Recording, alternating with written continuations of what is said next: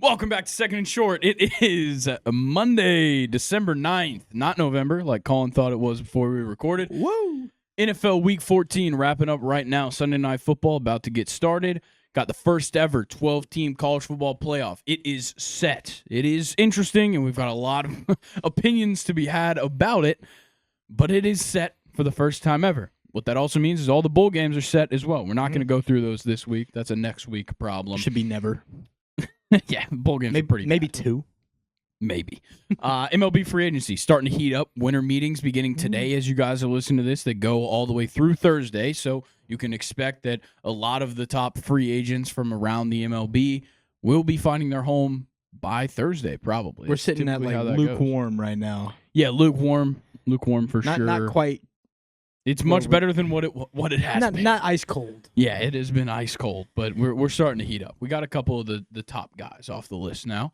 But yeah, overall, we got quite a few things to talk about today. Colin, how you doing? Doing great. That's good. How's fantasy? Nerve-wracking. I'm already so lost. nervous. I've certainly lost. Yeah, already. so's Nathan. Nathan's down bad. He's not making the playoffs. It's brutal. As long as I don't get last 2 years in a row, I'm happy, and I've already secured that, so I don't care. Fair enough. Yeah, got a bunch of stuff to talk about before we get into anything. Make sure you guys are subscribed here on YouTube if you're listening there. Make sure you turn on the post notifications so you know whenever anything comes out. Leave a comment, leave a like on the video. If you're on the podcast platforms, rate 5 stars, give us a follow. Follow us on Instagram as well to keep up to date with everything we got going on at Second and Short. And join the Second and Short subreddit, r/2ndand short. Big reason why you need those post notifications on and why you need to follow the Instagram because we got a video dropping this Wednesday. And it's not college football show. No college football show this week. Actually, no college football show for the next 2 weeks. But this week, we've got Premier League Team of the Month coming out on Wednesday. Me and Luke, we already talked about it on Friday's episode. We got a little bit caught up in the end of the month with Thanksgiving and all that and just didn't get a chance to do the Premier League Team of the Month. So it's going to be coming out for November's team this Wednesday. So a lot to look forward to. Make sure you subscribe, turn on post notifications. We got NFL Week 14, MLB Offseason news, conference championship games to recap, which were extremely fun to watch, I will say that. All the big games lived up to it, I would say. Very entertaining. And then, of course, we'll talk about the final college football playoff rankings and the conclusion, potentially, of beer bets for the year before our bowl mania to end the year. Colin, are you ready for NFL Week 14? Yeah, what the fuck? Yeah, it's been a mess, and we'll start with probably the best game of the week. Packers 31, Lions 34 on Thursday Night Football. Packers should have won. Josh Jacobs, brother. Oh, my God. The game was rigged in the end. It kind of was. It was interesting. Quite a few just crazy drives by the Lions in that second half that just Could you consider that last play a kneel down? No. He clearly tripped, and you're allowed to trip and get up. He got stepped on by his center. Yeah. You could tell. Anybody that was Because I understand the kneel down people aspect. making an argument for it. Most of the people saying his knees were down, he was down.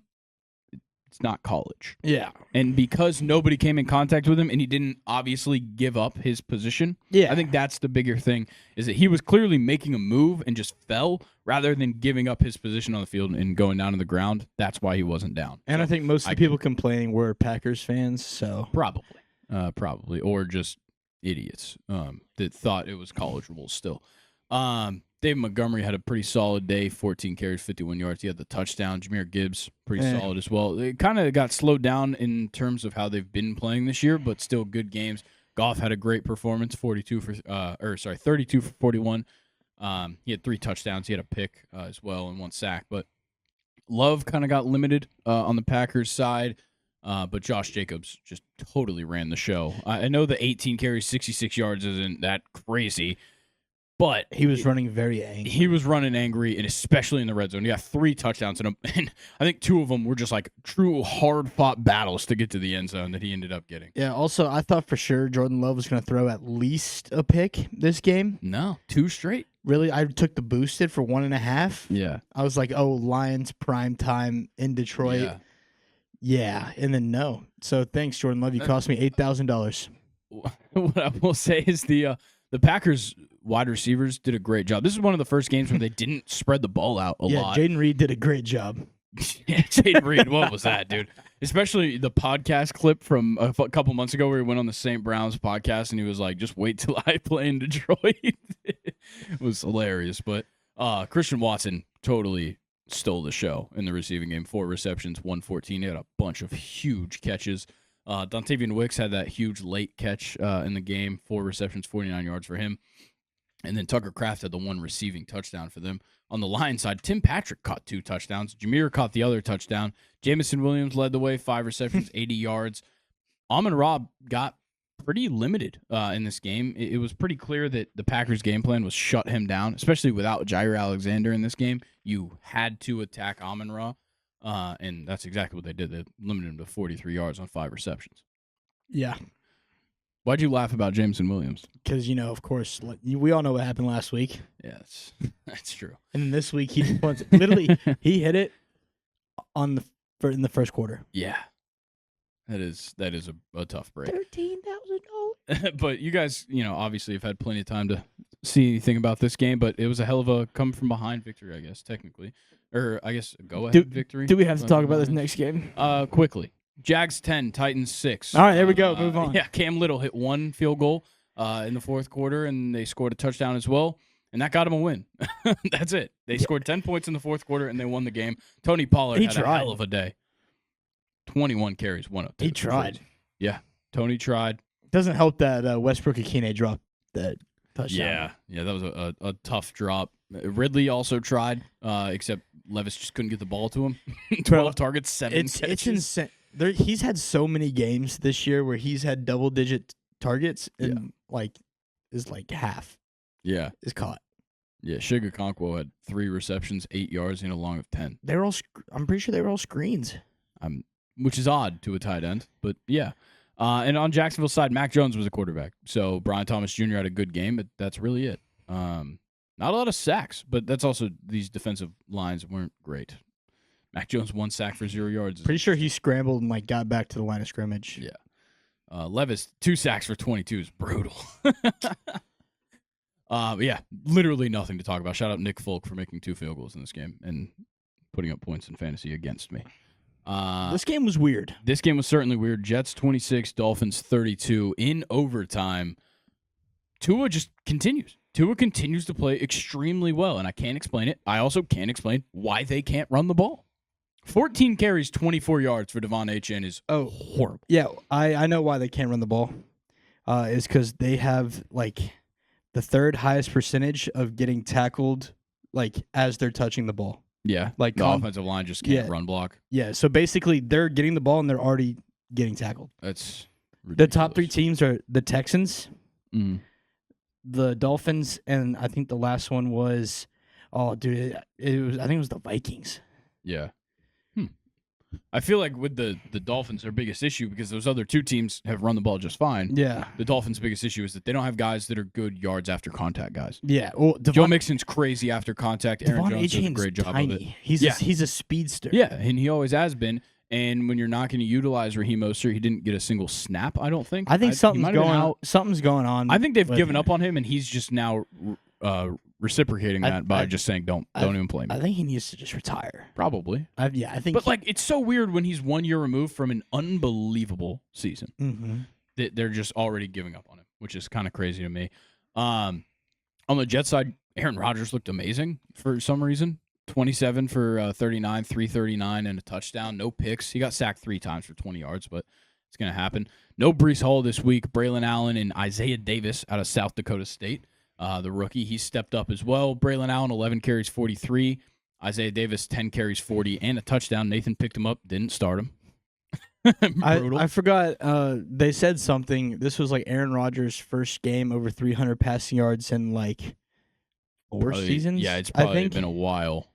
Because that final season in New York, or that final season in Green Bay, he certainly wasn't throwing for 300. But that's just insane for someone with Aaron Rodgers' play style who's very pass heavy. If it was 4 years ago, he won MVP.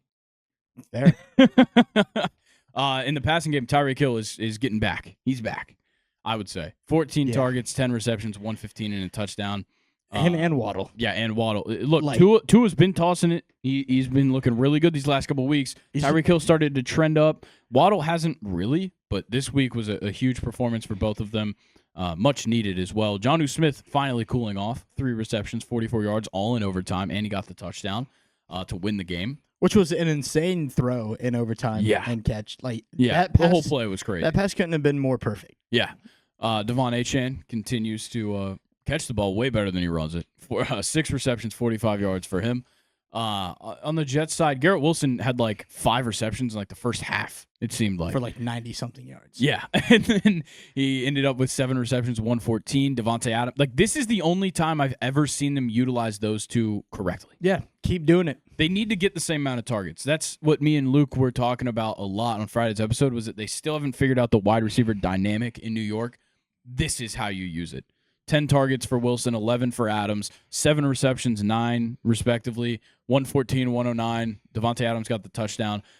That's how these two should work out together. And then you go down the list. Nobody else really got a crazy amount of targets. Braylon Allen got a lot of checkdowns. Tyler Conklin got some throws over the middle for short yardage, or for mid yardage. Everything else was just thrown if needed. I will say Aaron Rodgers had Garrett Wilson wide open down the sideline, but threw it to his back shoulder to where he had to toe tap and go out of bounds just to catch it. Yeah. But if he hits it on the left, he's going downfield for a touchdown. Yeah. Anything else of note to talk about in this game? Not necessarily. Jamie and Sherwood, 13 solo tackles. Couldn't tell you. Kind of crazy. Couldn't tell you who the fuck that is. No, me neither. 2 tackles for loss. I know Jordan Brooks. Jamie and Sherwood, Auburn Tiger. Jordan Brooks hit the fuck out of Devontae Adams. Yeah. I did see that. I know that. Yeah. He was the leading tackler for Miami. Also, it's just Miami's still in the hunt. Oh yeah. They're 6-7, but they're out there. Yeah, Zach Sealer, 2 sacks. Yeah, I think that's all for that game. But a fun overtime finish. Oh, Shout out Jason to Sanders missing an extra point. Yeah, that missed extra point. Pretty brutal. Coming off, he was month of November Special Teams Player of the Year. Yeah, Anders Or Carlson Player of the Month. after showing up on the Jets just last week I think was his first game. 4 for 4, long of 42, and 2 for 2 on extra points. A pretty damn good day. Yep. All right, next game. Falcons 21, Vikings 42. We suck. Okay. Riddle me this real quick. We need Desmond Ritter back. Yep, got you. Sure. But yeah, Ritter me this. Nice.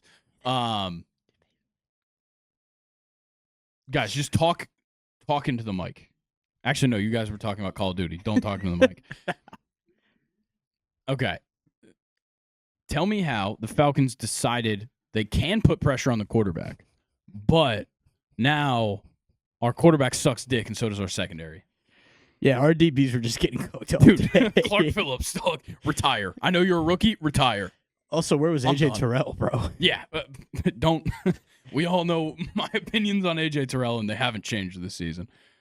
Clark Phillips, get out of here, dog. I know what our priority in the draft needs to be next year. Dude, it was my priority in the draft this year. Yeah, think about if we would have got Quintanamo Mitchell or Cooper DeJean's not a safety. Yeah. D. Alford, yeah, he's He also yeah. sucks. Look where he went Bro, to college. He went to Tuscaloosa. I know. All right, we suck. Sam Darnold, God, doesn't suck. Animal. He was making crazy throws too. He was just fucking around, throwing to Jordan. He was like, Dude, Jordan Addison's down there somewhere. That first touchdown pass to Jordan Addison was literally he's down there somewhere because Jordan Addison made the DB fall, ran back 10 yards to catch the ball, and then ran in the end zone. Yeah, worst case scenario, the corner was going to commit pass interference if he was standing up anyways. Yeah. 22 for 28 for Darnold, 347, 5 touchdowns, no picks. He got sacked 4 times for some reason, but all 5 going to either Jordan Addison or Justin Jefferson. Yeah. Yeah, that's what I don't understand where we decide Great Jarrett what looked changed? good besides that horrible offsides Yeah. when everyone in the stadium knew they weren't running a play. Yeah. Well, yeah, because they got the free play. Yeah, they stopped really? it. Oh, But they wow. had no intentions on running a play. That's crazy. Aaron Jones ended up having a good day by the end of it. Mainly just scoring because of late that last touchdown. Yeah, that late 15-yard touchdown got him to 13 carries, 73 yards, and a tutty. Bijan, great day. Tyler Algier, fantastic day as well. Darnell Mooney and Ray McLeod, great day. Yeah, Drake London was fighting for his life out there, bro. I swear, like, dude, that one catch that he had where it was literally just like him and I think it was Stephon Gilmore just like both caught the ball at the same time. And so like Drake London just got like the tie just goes to the offense. Kyle Pitts, 6 targets, 1 reception. He could not throw to Kyle Pitts. He missed it. And guess what? Yeah, one of them was that interception. Throw it over the middle and it's a wide open touchdown. Yeah. No, let's throw it on the back shoulder. And honestly, it was a good pick, one-handed pick. And then there was another one where once again Kirk Cousins decided, oh, somebody will catch it. Or like, oh, I threw it far enough. Yeah, somebody will catch it. Yeah, and it got one-hand catch. That one-handed catch for the interception. The one in the end zone, right? Yeah. That was the one that Kyle Pitts I'm talking about. That one was just an unbelievable where catch. You throw it over the middle, throw it over the middle, touchdown. Yeah. Throw it back shoulder, pick. Yeah, he's so stupid. Kirk Cousins is actually brain dead. Darnell Mooney's great. Can we just go back to the month of October, please? I wish it was October right now, bro. Can it be October every month? I wish it was Kirktober. Then Nathan would have a birthday. At the beginning, and then it would never happen again. Until next month.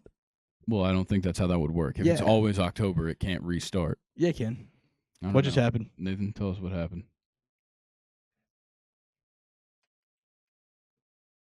Was it number 1? Number 47 on the Chiefs? Nah, that's good. Why'd he get a target? That's gotta be a fullback. Travis Kelce's freaking out right now.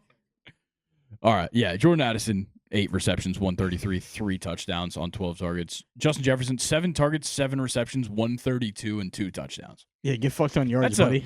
A perfect day. Yeah. 7 for 7 with those numbers is crazy. He had the long of 52. Addison had a long of 49. Jordan Addison's just better. I wouldn't say so. Look at the yards. Look at the yards. Yeah, by 1. 1 yard and one more touchdown and 1 more reception, but also 5 more targets. One of the sacks for the Falcons. Grady Jarrett. Grady, Caden Ellis, Eddie Goldman, Matthew Judon. Wait, Grady didn't get a sack. What? I thought he did. Ebiketie had the other sack. He had 2 tackles for loss. So did Lorenzo Carter. Thing is, Jordan Addison almost had 4 touchdowns.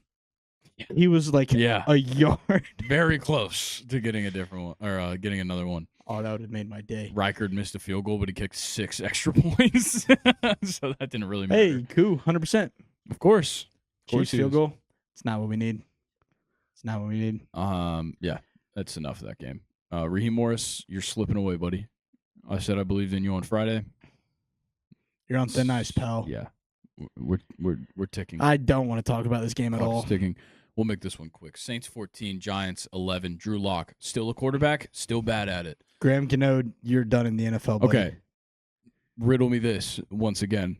Tyrone Tracy, very good rookie running back.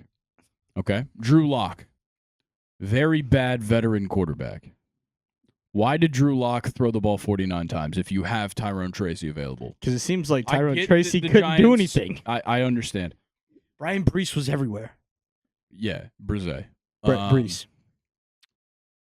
I'm not. But saying the Giants, their attack for the rest of the season should be run the clock as fast as possible and just get us home from this game. That's their Tyrone Tracy should be getting 50 carries for 0 yards. What about Malik Neighbors? You need him. Dude, I'm getting first round bounced 100%. No. I'm gonna Boise State this bitch. I'm gonna make it in the playoff and I'm gonna get knocked out. Boise's my first. I know they got to bye. Sorry, I'm gonna get Clemson. Is that better? But they're playing Texas. Well, I guess I'm gonna be a low seed too. I was thinking more like Clemson. Indiana. Indiana is probably gonna get fucked as well. Who's playing Notre Dame? Indiana. Yeah, in state. in South Bend. Notre Dame might win by 40. But also Notre Dame might lose. They did lose to Northern Illinois. Yeah, but they've changed a lot since that game. But they've had a lot of injuries. They know how to run the ball now. This is the NFL section. Malik Neighbors, 5 receptions, 79 yards. He's the only one that did anything that mattered. And again, Marquez Valdez-Scantling didn't get a touchdown. Didn't get going until like the second half. Yeah, which always scares me in fantasy. I'm like, is it, especially because he was questionable. You're he only sit- had you're one reception in the first half. I'm like, is he fucked up? Like, You're sitting there at halftime like, is he playing? Like, yeah. what are we doing? what are we doing here? Because I certainly wasn't going to turn this game on. That was No. never going to happen. Shout out Juan Johnson scoring the touchdown. The thing is, it almost went to overtime. It sure did almost get overtime because the Giants scored 8 points in that fourth quarter. Blocked field goal Yeah, at the end. yeah, a blocked field goal to end this game is crazy. I'm pretty sure Brzee or however you Yes, say his Brzee. fucking name. Yes. Such a weird name. I'm pretty sure did he block it? He's blocked field goals in the past. I know that. Because I remember I saw people like celebrating him. Yeah. Well, let's kill time for 15 seconds because ESPN always has to run a 15-second ad for us to see a highlight.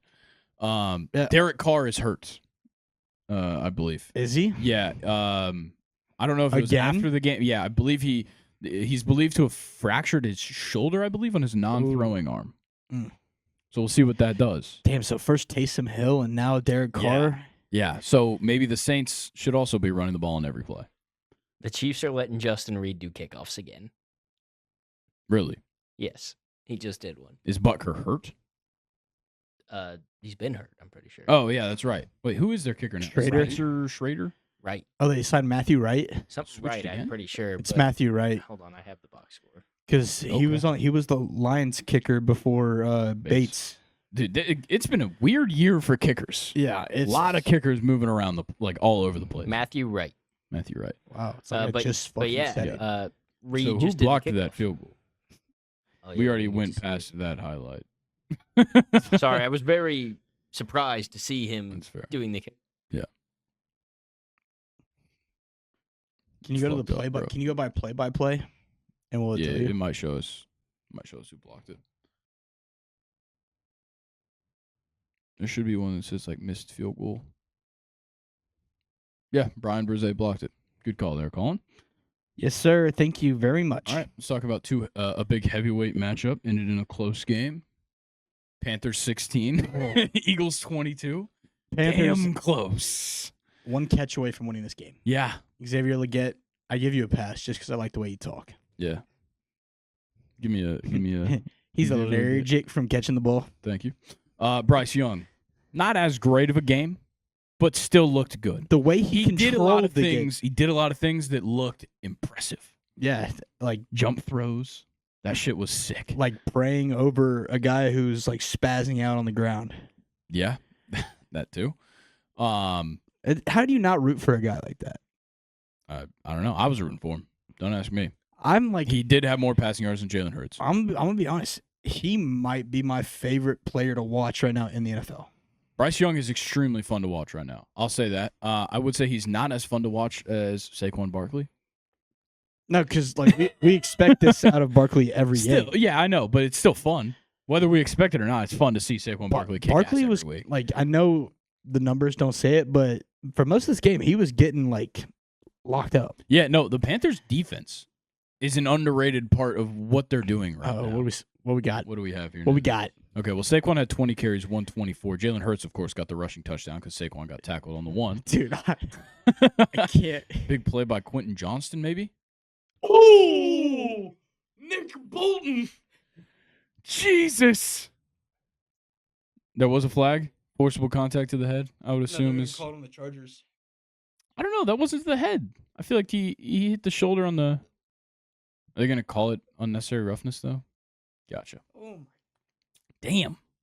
That was a fucking hell of a hit. Oh yeah, Gus. Oh. Look like Yeah, it's Vidal. just There's it's a going flag, back. anyways. But so they just got down the field. The Yeah. refs are gonna back him up now. Oh, yeah. Chiefs are. Unnecessary roughness, yeah. That makes sense. All right, back to Eagles Panthers. It's Chuba Hubbard. 3-0. 3-0 Kansas City, by the way. Chuba Hubbard is showing why he got paid. Yeah. Oh, yeah. 26 carries, 92 yards, and a touchdown. I think he had like 50 in the first half. He looked great. Against a really good Eagles Yeah, defense. that's what I'm saying. Like, the Panthers playing this well against the Eagles tells me that, like, they're going to fuck around and maybe beat some teams in these last couple of weeks of the year. like the Falcons. Honestly, yeah, I think we're gonna lose. And I won't be surprised. I think by the time we play them, they'll probably be the favorite. Adam Thielen had a hell of a day, except that he dropped that, or it didn't drop. It got broken up on that last drive that ended the drive for them. But I think somebody held on the play anyways. Yeah, but man, are the Panther fans? They're happy he's back. Yeah, dude. 9 receptions, 102 on 11 targets. Unbelievable day for Adam Thielen. Leggett had, like we talked about, the drop. He also had a 31-yard catch that was pretty big. Tommy Tremble, the 1 touchdown catch in the game. Nice to see that Jatavian Sanders is playing after the injury last week. And I'm pretty sure that was Grant. Was it Calcaterra? That was his first NFL touchdown. Yeah, Calcaterra got his first touchdown, which he's been around for a while. Yeah, never got a touchdown, which is kind of crazy. Devontae Smith also got himself a touchdown. AJ Brown had the most receiving yards. 4 targets for AJ Brown is insane. Yeah, I'm sorry. It's not impressive because he had 4 targets, 4 receptions. Yeah, but 43 you know yards. who was just hawking him all game? J.C. Horn. Yeah. Yeah, that makes sense. And then what is Devontae Smith's excuse? He got a touchdown. I guess. I guess I'll let that slide. Yeah, this game was actually awesome. Like it really came all the way down to the end. I enjoyed watching. Yeah, no, I Bryce Young looks so comfortable right now. Yeah, and confident. That's the best part about watching him play right now is how comfortable. Right now with the Panthers, you can't look at the record. No, you can't. Don't look at the record. Don't look at the score. Just watch them play. Watch them play, and you will enjoy watching it. I guarantee. I'm gonna be honest. Andy Dalton, that incident, maybe a blessing. Well, not to Andy Dalton. Not to Andy Dalton or his Bryce family. Young. To Bryce Young. Nobody was hurt, but it was a blessing in disguise for Bryce Young. I still think Bryce Young didn't look into it. Let's move on. Browns 14, Steelers 27. They played 2 weeks ago. They play again because the Steelers have literally just only played all of their AFC North games in these last couple of weeks. Yes. Another NFL team for Kadarius Toney, and he'll be on a new one by next week. Yeah, maybe. He might be in the UFL come the end of the season. Jameis Winston. Oh, man. Classic Jameis performance. 24 for 41, 212, 2 touchdowns, 2 picks, 3 sacks. I just needed one more touchdown and one more pick. Yeah. We saw an offensive explosion by the Steelers last week against the Bengals. This week, Russie kind of turned it down a little bit. 15 for 26, 158, 2 touchdowns still. No picks, 1 sack. Not too bad, especially against the Cleveland Browns defensive line that you have to be scared of because of Myles Garrett. And you're missing your top wide receiver. Yeah, exactly. George Pickens, like an hour or 2 before the games, called out and definitely derailed what this offense had going, I would say. Pat Freiermuth ended up getting a touchdown. Van Jefferson got himself a touchdown. Scotty Miller was getting involved. Like he had a sick catch. Yeah. Yeah.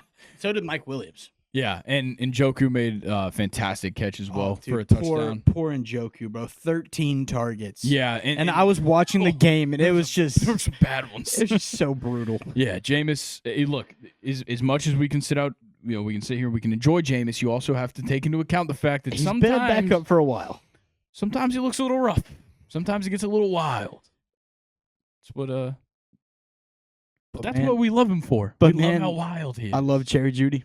Just going to say that right now. Jerry Judy's been killing it for the last couple of weeks. He's finally looking like a true wide receiver 1. Yeah, 5 receptions. This is what Denver wanted out of him. Yeah. But they couldn't get. Definitely agree. Neither of these teams could hold him the ball either. Yeah, Bo Nix, Jerry Jeudy, Cortland Sutton. Nah, Bo Nix has that connection with Devon Vele. Yeah, facts. You can't break that up. Yeah. Who all fumbled? I feel like there was a couple. Kadarius Toney. Yeah, Kadarius Toney fumbled. Muffed punt at the end of the game. He got in the game for 2 plays, both on special teams. What was he? Fair caught it, and then he got a taunting. What the fuck is there to celebrate about? All you did was catch the ball? Yeah, in the 4th quarter, they're losing. Fair catch on a punt, get it to taunting, so it backs them up 15 yards. And then next time comes out, punt return, muffs the punt, they lose the fumble. Brutal. And Cordero Patterson fumbled. A dumb fumble, too. Yeah. Because it was with 3.5 minutes left, and he tried to swim move a defender and fully expose the football. Yeah, that's just stupid. Because he was running to his right, and the ball was in his left, and he tried to swim move, and the guy just hit it out. Jesus. I'm just bro, what? Cameron Hayward, 2 sacks. Shout out. Also, Joey Porter, I thought was about to start a full-on brawl. Bruh, Was he? I didn't get to watch most of this game. Was he holding people again? Yeah. Of course. No, but like Feel there's bad. like a dog pile, and he just like walks up to one of like the offensive linemen Yeah. and just full on just checks him to the ground. Sometimes you got to do that. He was basically filling in George Pickens' role. Yeah. Oh, Dustin Hopkins missed 2 field goals. Yeah, he's the worst kicker in the league right now. Dude, don't say that. Go Knowles. My bad. He's the worst kicker in the league ever. All right, chill. He's worse than Greg Joseph. No, he's not. He's not worse than Greg Joseph. Brett Maher. I would take Brett Maher over Dustin I Hopkins. wouldn't. What about Roberto Aguayo? Absolutely. You're out of your mind, brother. And that is also a Florida State Seminole. I would take Hopkins over Aguayo any day of the week. In college, it's a different story because I never saw Aguayo miss a field goal in college. He didn't. That's why he got picked in like the 3rd, 4th round. Okay, Raiders, Bucks. Raiders 13, Bucks 28. This game just was madness in like the first half. You had 3 drives in a row where the Buccaneers fumbled, then the Raiders fumbled, and then the Buccaneers threw a pick. Or I think it might have been flipped. Classic Might have Baker been Mayfield interception, game, though. Fumble. Yeah, Baker looked fun. Baker loves Little throwing errant. interceptions. Yeah, he's He getting a little loves it. weird. He's turning into Jameis Winston. Nathan, click on his name. How many picks does he have this year? I'm pretty sure. I don't think a it's lot. like a crazy. I think it's like 9. Oh, 13? Holy shit. Okay. Yeah, that's not good. Not good at all.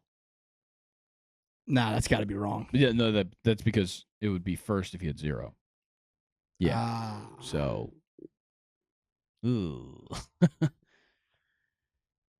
Well, it's like that's what all like the betting apps took Yeah. off the one or like the half an interception because he would hit it almost like every week. Yeah, no, he's throwing a lot of picks. 18 for 29, 295, 3 touchdowns, 2 picks. I think a lot of it too is that he just feels the need to make like crazy throws. Yeah, well, I mean his main running back got hurt in the beginning of this game. Yeah, R.I.P. Bucky Irving.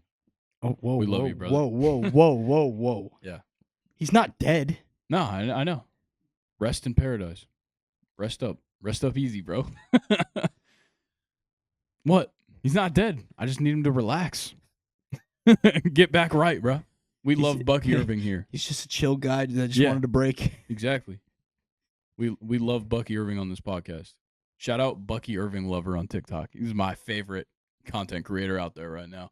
Rashad White, 17 carries, 90 yards, and a touchdown. Shout out Sincere McCormick. 15 carries, They 78 finally have a yards. run game. Yeah. Now that they're not using now that Alexander Madison and Zamir White are not the running back tandem, And Amir Abdul. and Amir Abdullah got 1 carry, Sincere McCormick out of nowhere. Yeah, where did he go to school? Yeah, who is Sincere McCormick? I've heard the name UTSA. Shout out.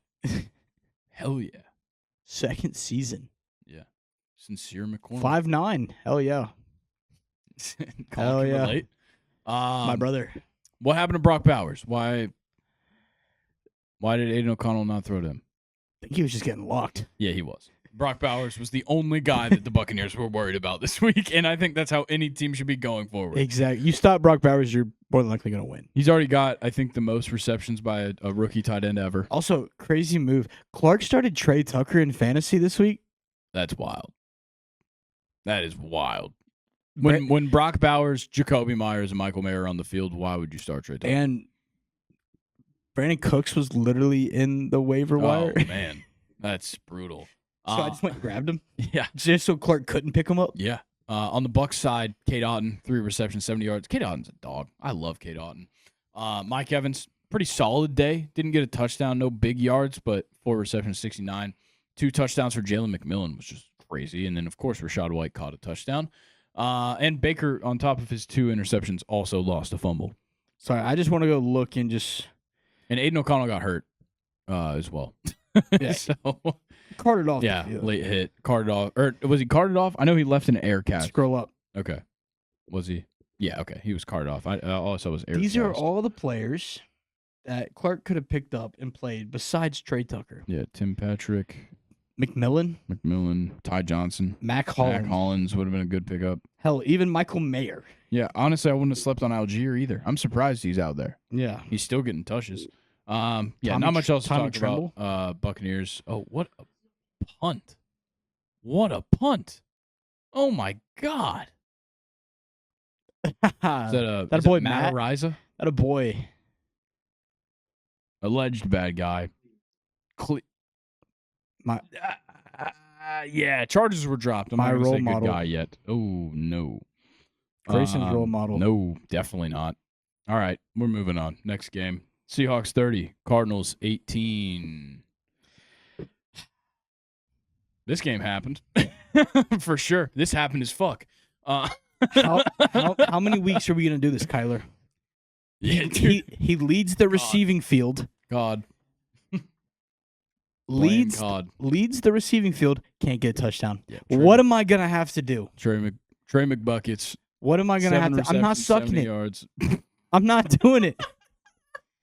Nobody told you had to. Nathan's going over there. Just. That doesn't mean suck it. I'm not jerking it. Okay. You're going to jerk him? And by it, I mean your peanuts. My Kyler Murray, 25 for 38, 2 touchdowns. He also threw 2 picks and had 2 sacks. All right, enough of the Cardinals. Zach Charbonnet. Yeah, Zach Charbonnet, 22 carries, 134 and 2 touchdowns. Along with 51. Zach Charbonnet was unbelievable. He also had 7 receptions for 59 yards. Yeah. Please give DK Metcalf a break. He had, And by break, I mean get him the fuck out of Seattle. Oh my God. Charbonnet had more targets than DK Metcalf. Yeah. That is wild. I'm just glad DK didn't have like 14 targets, 4 receptions like usual. I can't stand like Geno Trey Smith. McBride. Even when Geno has a good game, bro. Oh, wow. Trey McBride did have 14 targets and 7 receptions. 3 of them being in the end zone. Yeah. Marvin Harrison Jr., 8 targets, 4 receptions. Also, I think, Michael Wilson, 41-yard touchdown on the first drive of this game. Nothing. And then they looked like shit. I'm just a chill guy that just wants Trey McBride to get in the end zone. Yeah. That's it. That's all I want. We better start begging. If it doesn't happen next week, I might not be such a chill guy. All right. Violence will be. What's the word I'm looking for? I don't know. Taken upon? No. Is that the word? Well, it's a couple words, but Violence will be brought upon the Arizona Cardinals. Violence will rain upon them. Yes. Yeah. Did you see like Gladiator recently? Is that No, why you're so trying to talk we like that? tried to go. Yeah. It was fucking sold out. There's not 3 seats together. I really want to go see it. It looks so good. You guys could have just sat separately and then I even told them that. Yeah. Well, so Sabi's got like a hurt neck, and like really the only seats open were like down low, Yeah. so he couldn't do that. I watched The Batman from the second row. Bad choice. Yeah. It's a movie where you kind of need to see everything, and I was just like, this? Remember when we went to go see Rango and we were sitting? Yeah, we were in the very front. And I'm That literally sucked. sitting crisscross applesauce in the seat going, Why the fuck were you crisscross applesauce, dog? my feet were hurting. All right, fair. Okay, whatever. The pressure Okay, would yeah. like. No, I got it. And we Nathan- were also probably too short for our feet to touch the ground because I was in 2nd grade. Yeah, Nathan, where were you? Not there because he doesn't like the movies. I'm pretty sure he was in the car outside. Probably. And it was February. Oh, he was on his iPad. Nah, we didn't have iPads then. We might have had Samsung Galaxy. No, No, that was in 4th grade when I was in 4th grade. Is that? Yeah, probably. They were probably setting up for my party. Mm. All right, enough of Rango from when I was in 2nd grade. Yeah, this game was fine. The Seahawks won. Yeah, no K9. Jason Myers, good day kicking field goals. He had 3. Yep. All right, moving on. Wait, Tyrese Knight, 12 total tackles, 3 solo is kind of crazy. He was just everywhere, man. Yeah, bro was just third partying. 2 pass breakups. That's pretty good. Yeah, Nathan, update. Oh, yeah, you guys nerd update. Nerd update, bro. You. I haven't played that game since last November. I probably Deadass. haven't put a minute Yo, into that Nathan, game. potential for a full reverse sweep. Congrats, guys. Bears 13, 49ers 38. This game also happened. Brock Purdy. Why didn't you tell me to start you in fantasy, dog? I know you were projecting more points than Jordan Love, but still. 20 for 25, 325, 2 touchdowns, no picks. He got sacked once. But, yeah, Purdy looked great in this game. Caleb, not so much. 17 for 23, 134, 2 touchdowns. Poorly thrown balls over the middle. He also got sacked 7 times. Uh-oh. What do we have here? QJ. Big play alert. Oh, that's Josh Palmer. Is headed for Joshua Palmer. That's not Money. that big. It was like a 35. Yeah. I've seen bigger. What? What are you talking about? Bigger what? Nick Westbrook at Keenan, 98 yards. Yeah, that's fair. Isaac Garendo starting. No Jordan Mason, no Christian McCaffrey. Isaac Garendo steps in and looked awesome. 15 carries, 78 yards, 2 touchdowns. Patrick Taylor got himself a rushing touchdown in this game. It was at the end. It was at the end, but still, Patrick Taylor found the end zone, which is crazy. I also enough. would like to just come out and say, I'm sorry, CMC, for preying on your downfall. Yeah, you did will that one into existence. I'm sorry. It's fucked up. It was fucked up. The Bears suck. They're so bad, dude. Yeah, DeAndre Swift, what the fuck? Yeah, that was a stinker for DeAndre Swift. But like that throw in the fourth quarter by Caleb, that summed up everything. He had DJ Moore easy. Just lead him. They're 5 yards in front of him. And this has been his problem all season. He cannot throw a pass over the middle. It's crazy. If it is more than 10 yards down the field, he just cannot simply put a ball in front of his wide receiver. He always throws behind him, and they always end up like breaking their back trying to go back to it, and it gets knocked out by the defender. The thing is, there was no one back left. So if DJ Moore catches that, it's a touchdown. Yeah, it was insane. Can we see the receiving numbers real quick? You don't want to. I want to see the 49ers receiving numbers. Kittle. George Kittle with a huge game. 6 receptions, 151. Nathan's playing him in fantasy. Juwan Jennings, 7 receptions, 90 yards, 2 touchdowns for him. Glad to see Ricky Pearsall get a catch after putting up a donut the past like 3 weeks. Debo's been useless. Bro, he might be the biggest fraud in fantasy football this season. Bad. DJ Moore, 6 receptions, 49 yards. Roma Dunze, 2 touchdowns, only had 4 receptions, 42 yards. Kind of interesting game. Keenan Allen did nothing. What? You lost? FaZe lost? Already? That was quick. Oh. All right. You know how I said Packers-Lions was game of the week? It wasn't. Bills 42, Rams 44. This was game of the week. Might be game of the year. Might have been game of the year. You are actually right. This was unreal. Vintage Matthew Stafford. 23 for 30, 322 touchdowns. Didn't even get sacked. There wasn't a sack in the single game. No sacks, no turnovers in this entire game, and it was 42-44. Buffalo had a 21-point fourth quarter to the point where they were in a position to kick the onside, get it, and kick a field goal with 59 seconds left. Unbelievable. Unbelievable. Josh Allen, came all the way down to that because going into the fourth quarter, they were down like 30, what was it? The 20, I don't know. Think right now.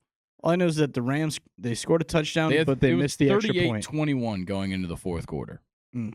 38-21 going into the fourth quarter, and Buffalo doubled their points in that fourth quarter. Josh Allen looked fucking amazing. 22 for 37, 342, 3 touchdowns, no picks, no sacks. That's your MVP right there as it stands because he also had 10 carries for 82 yards and 3 touchdowns. He had 6 touchdowns in this game, had the best fantasy football performance of the year. Unbelievable. Unbelievable by Josh Allen. Khalil Shakir had a great game, 5 receptions, 106 and a touchdown. Amari Cooper, 6 receptions, 95 yards. Now, some key penalties there late in this game that changed the course of some things.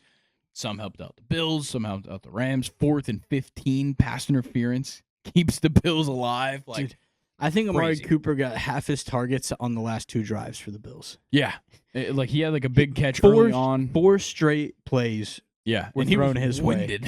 And they were all 30, 40 yards down the field. Yeah. Puka. Oh, my God. Of course. Oh, my God. And, I feel like a lot of them weren't, even thrown downfield to him. It's like everything he caught was within 5 yards, and he just made something happen. 12 receptions, 162, and a touchdown on 14 targets. He only had a long of 21. Unbelievable toe tap.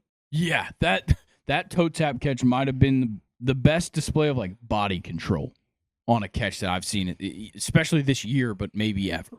It was unbelievable. Gets a rushing touchdown. He had a rushing touchdown in this game.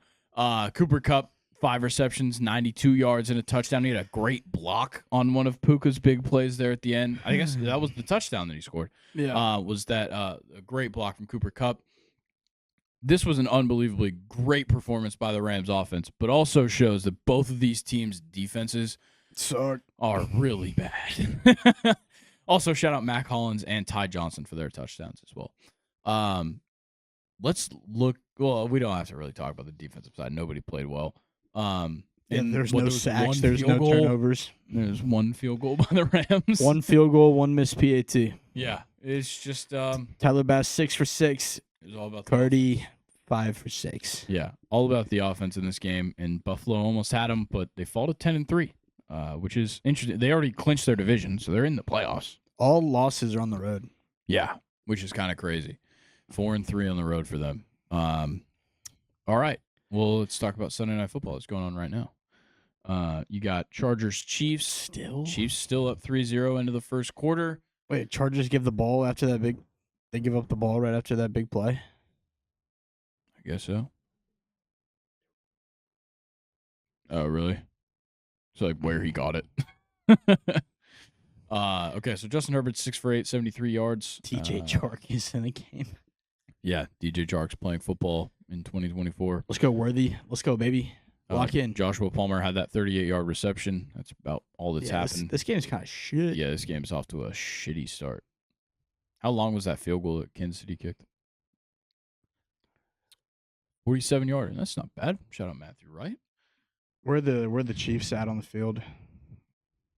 I know it's the end of the first. They are in their Sorry. Oh, they're on their own 18-yard line. Why?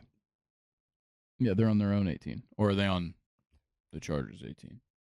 Because it just flipped. Is ESPN been fucking up?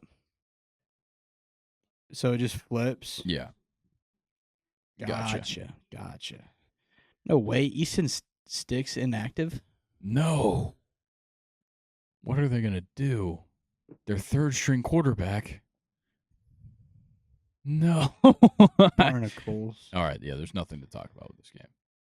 Nothing's happened yet. We'll give you guys updates as it happens. Monday Night Football, the Simpsons cast, or whatever the fuck it's called. Simpsons Fun Sunday Fun Day. Nope, Monday Fun Day Football. That's what it's called. Bengals Cowboys. Shit game. Give me the Bengals by like 30. Yeah, I think this one's gonna probably finish 100-70 Bengals. This game is gonna all defensive suck. touchdowns. This game is going to suck. I wish it could have got flexed. It couldn't because of the Simpsons cast. And with 6 teams on bye. Yeah, now we got to deal with it. But imagine we could have just had Bills-Rams on Monday Night Football. I don't think we would have got the same result. No, we wouldn't have. Yeah, look, Cooper Rush will throw the ball more than 31 and a half times. Maybe. Rico Dowdle will run the ball a lot, if I had to guess.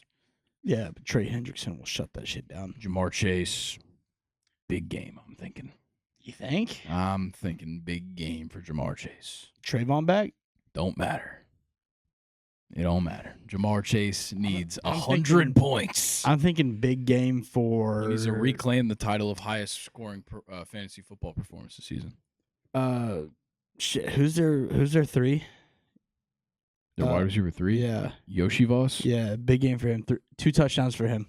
Okay. 2 touchdowns for Andre Yoshi. He's going to have 5 receptions, 46 yards, and 2 touchdowns. Okay. Fair enough. If I'm right, we're going to Vegas. It's that simple. Okay. Well, you should probably take his overs this week then. I don't have any money in it. All right. Well, looks like we're not doing anything. If you don't have money to place a $5 wager on him, then we're not getting to Vegas. Yeah. All right. That's enough for NFL Week 14. That was all the games that have happened. You know the 6 teams on bye because we didn't talk about them. Yeah, let's talk about MLB moves, winter meetings today as you guys are listening to this. So I'm sure, honestly, as the reports have gone, Juan Soto should be signing by the end of the day today as you're listening. Ooh. He could have already signed by the time you're listening. I don't know. But who we do know has signed is Willie Adames. The Giants signed Willie Adames to a 7-year, $182 million deal. It's a waste. Your career's gonna die. Yeah, sorry, Willie. You have 7 years of ass. You had baseball. so much potential. Yeah. Get ready to win 75 games every year. Should have been a Brave. Agreed. This was also Buster Posey's first move as president of baseball operations. First move, he decided Let him cook. give Willie Adames a bigger contract than Buster Posey ever received as a Giant. Yeah, look, Willie Adames is awesome. He's going to play shortstop, which I think is why he decided to go there because it's. He bobbled that so many times. Who the fuck was that? Good God. Davis? Yeah. Was it DeMario Davis or something like that? Demarius Davis, maybe? Something like that. No, watch that. Oh, it hit his face mask on the way down. Whoop, whoop, whoop, whoop, whoop. Yeah, that was scary. Okay, but yeah, Willie Adames, look, he's a great shortstop, but ask anybody who's signed with the Giants in free agency in the last 3 years, and they'll tell you that's where free agents go to die. Jock Peterson. Matt Chapman. Like, okay, sure, Matt Chapman, Willie Adames is going to be a great left side of the infield. Oh, yeah? Who's going to pitch? Who's pitching? Conforto. Remember him? I remember Michael Conforto. Oh, man. Okay, we're moving on. Guardians re-signing Shane Bieber. Just for him to get hurt. 1-year deal, $10 million, player option for $16 million in the second year. I like it, but he's also come back from Tommy John, so he had zero leverage whatsoever. Makes sense for him to stay with the Guardians. Hope that he plays well. He started off so good last year. He's a great pitcher. Yeah, he is. Former Cy Young winner. Don't forget it. Adding to an already elite That's the Guardians pitching staff. It really gets me about this Guardians team is they were so good and they didn't have their ace all year. Yeah, he started off their so bullpen. good. Their bullpen was so good. Yeah. Orioles signed Tyler O'Neill to a 3-year deal. All right, see you, Santander. Yeah, Santander obviously not coming back to the Orioles if they sign Tyler O'Neill. You got to hope that the production stays across the full season. Tyler O'Neill has been very prone for a lot of years now, starting off hot and just going right down to average or below average every now and then, or maybe an injury kind of hinders things early on in the year and he just never seems to be the same. You got to hope you get the full season. Did you just knock your hat off? All right. You got to hope you get the full season thing out of it. That's fair. The hair doesn't look that bad even. Thank you. Yeah. I'm just saying, typically, if your hair or if your hat got knocked off, the hair would look a little messed up, but it looks good. Yeah, Tyler O'Neill to the Orioles. I think it's a decent move. I think he's probably just cheaper than Santander, in my opinion, just based off the seasons they've been having. Absolutely. All right. The Mets signed Clay Holmes to a 3-year deal. They intend to make him a starter. That's insane. Yeah. So Clay Holmes hasn't made a start since his rookie year in 2018. He made 4 starts for the Pirates. He shouldn't be a starter. He shouldn't be a starter, but he did make 44 starts in AAA, 118, I believe. Bro, he's like an elite setup man. Elite is a stretch.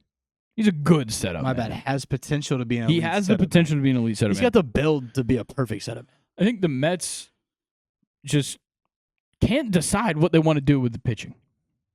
Because they picked up Frankie Montas, and they picked up Clay Holmes, and they intend to make him a starter. I get that you lost Manaea, Severino, and I believe one other from the Where'd bottom. Manaea go? He's not. He hasn't signed anywhere yet. Oh. But I'm sure he's not re-signing with them after these moves. I thought I saw somebody. I know it wasn't him, but somebody went to the A's. That was Severino. Yeah, he signed there last week. Why the fuck? Things are changing. That was the biggest contract they've ever given out, and it's $67 million. To Luis Severino. And shout out to the A's, the Athletics of Sacramento. Yeah, I don't know about what the Mets are doing here with the pitching because it doesn't seem like they're going for high-end pitching, which makes me seem. Oh my God! He just overthrew Josh Palmer for what would have been potentially a touchdown, at least a very long play. Quentin Johnston. If it was Quentin Johnston, he probably could have reached it. He's much taller. Would have dropped it. He probably would have dropped it. Yeah, I don't know what the Mets' approach is here, but potentially it's because they're saving money for Soto. He cooked him. Broke him. Cooked him. Wait, isn't that guy's last name Cook? Oh. Damn. So the Juan Soto offers have been interesting thing to follow. We knew it was going to surpass $600 million. Now the reports are getting into the 700 millions. I don't know. Probably not. Apparently, the Yankees and the Mets are into the 710 to 730 million dollar range. Red Sox, Blue Jays also have $700 million offers. He's not going to the Blue Jays. Definitely not.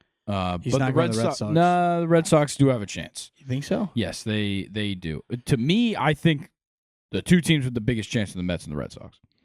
I think the Yankees losing that World Series in the way that they did maybe made him not want to be there, considering he was the only good player in that series. He also wants to be the player, and he can't be that in New York with Judge there. Exactly.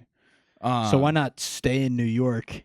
But he would be the player on the Mets for sure. Lindor's there, but he's a little bit past. Washed? No, he's not washed. He's a great player, MVP finalist.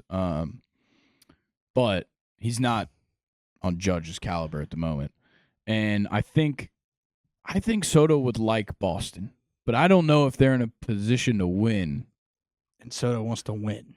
But also, it's a long-term deal that he's going to be getting. He's going to be there for a long time. He should go somewhere where he's going to like it. L.A. I don't know about that, but I think LA's getting everybody. I think Boston has a good chance because of they have the history, which is appealing for sure.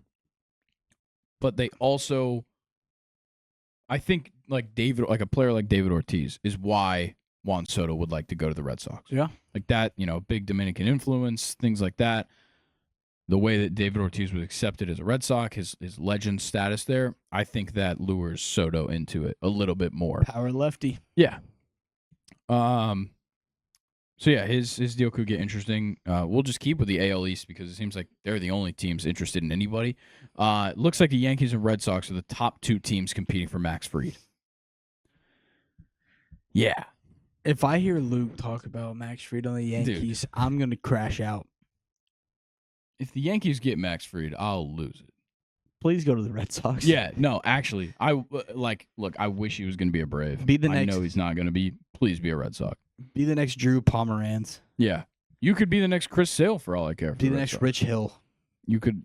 You're welcome to be Rich Hill. I'm just thinking of washed lefties that were never great And played on the Red Sox.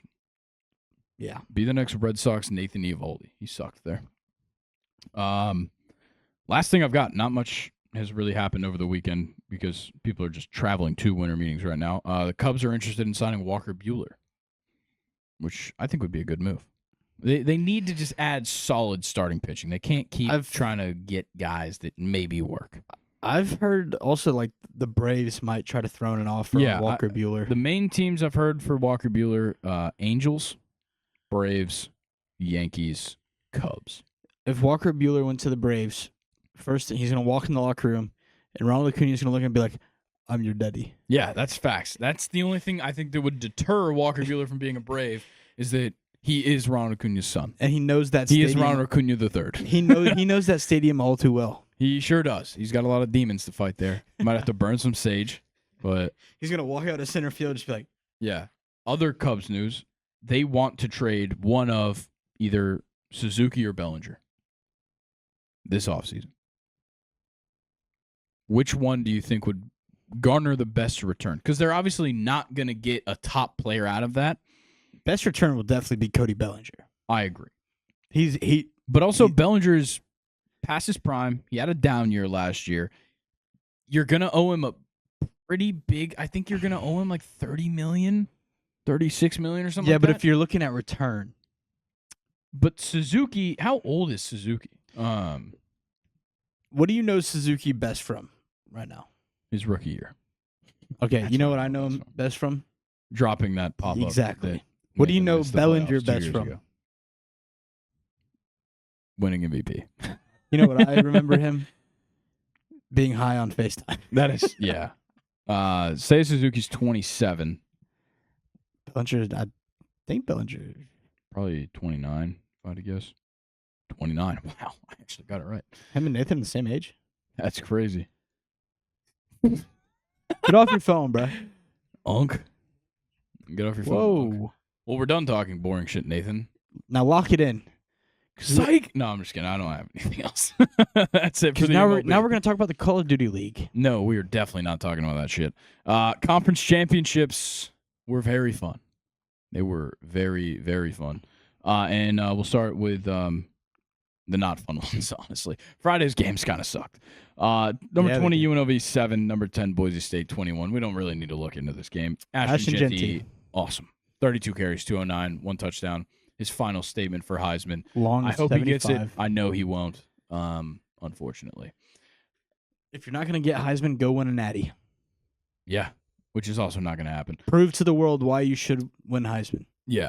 I want to talk about UNLV really quick. They looked so fucking bad. Yeah. Like, I don't know what changed from them playing Boise the first time to the second time, but I think this time they just fell flat. Everyone was kind of hyping up UNLV. Yeah. I think the pressure got to them. I agree.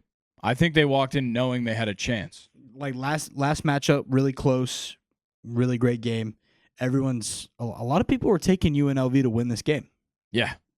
Yeah, I knew a lot of people, and it's for the same reasons I talked about why they could potentially be in this game or stay in this game, and it's because Ashton Genty is super injured. It's very obvious. This was the best showing we've seen from him, so it seems like he's getting a little bit better. Now he's going to have until what? They get the first round bye. They're not going to have to play until like the week after Christmas. Yeah, dude, That's huge. Ashton Genty is locked more than ever. He's locked in more than ever. Yeah. So Boise State made me kind of start rethinking some things. My problem is who's their potential matchup? Is it the Penn State matchup that would feed into Boise? Yeah. Right? No. Yeah. Yeah, Penn State, SMU would So it's going to be Penn State. Probably going to be Penn State, if I had to guess. After SMU's first 3-quarter showing against Clemson, I'm going to go Penn State. And how Penn State looked against Oregon, which we're about to talk about as well. But yeah, I think Boise will probably just get shell-shocked by what Penn State has to offer on defense. Next game, Tulane 14, number 24, Army 35. Luckily for them, though, shout out Army. Sorry, we're moving Prove on. me wrong. Boise State, that will be a home game. Yes. Well, no, it'll be a bowl game. Oh, shit, that's right. Because it's second round. That's right. I'm sorry, I forgot the first round. We're going to talk about all the playoff and all that stuff after the conference. Yeah, after the conference championship, but they will be playing the Fiesta Bowl. Shout out Army getting the win, winning their conference. That's awesome. I do understand why some people are pretty upset about Army and their status, especially in their ranking. 11-1, conference champions. Only loss was to a team that's currently in the playoffs. I could see why some people are upset that Army's not there, but strength of schedule, they had one of the lowest, and that Notre Dame game was an absolute beatdown. It was unbelievable. Yeah. Next stuff, Western Kentucky 12, Jacksonville State 52. Sick. Shout out Jacksonville State. Great win. Ohio 38, Miami of Ohio 3. Shout out Timothy Chalamet. Knowing about the Maction. Knowing what's up. Took Ohio. Knowing about the I took Ohio. Shout out the Bobcats. Shout out Parker Navarro. They look good. Yeah, they did. Nathan, I'm sorry. I'm going off the order of the prep sheet. It's going to be different from this because I did Saturday's games in time slot order. Number 16, Iowa State 19. Number 15, ASU 45. Big time showing. Big time showing from Arizona State. Kenny Dillingham, fantastically coached game. Cam Scattaboo, awesome. 16 carries, 172 touchdowns. After the game, did the Heisman pose on a touchdown. He said, I don't know why nobody's giving me respect for the Heisman. He said, I'm the best running back in college football. He did say he's the best running back in the country. As much as I want to agree true, with you. But sure. Yeah. As much as I would like to agree with you, there's this dude, Boise State Broncos. Yeah, no, I know. Kind of doing some ungodly things now. Right Look, now. I think Cam Scattaboo is going to be a great draft pick. I think he's going to be a great player. I think he's a better all-around. He might be. I need to see what Genty does in that playoff game. Yeah. I've got to see what he does in that playoff Now, if he comes out and rushes for like 300 yards. Yeah. Scattaboo ended up 5th, which is pretty good. He missed a game. Yeah. Yeah, of course. But also 80 carries behind. which is like 3 games of carries. Look at number 7 right there. Oh. Jalen Milroe, 20 rushing touchdowns is insane.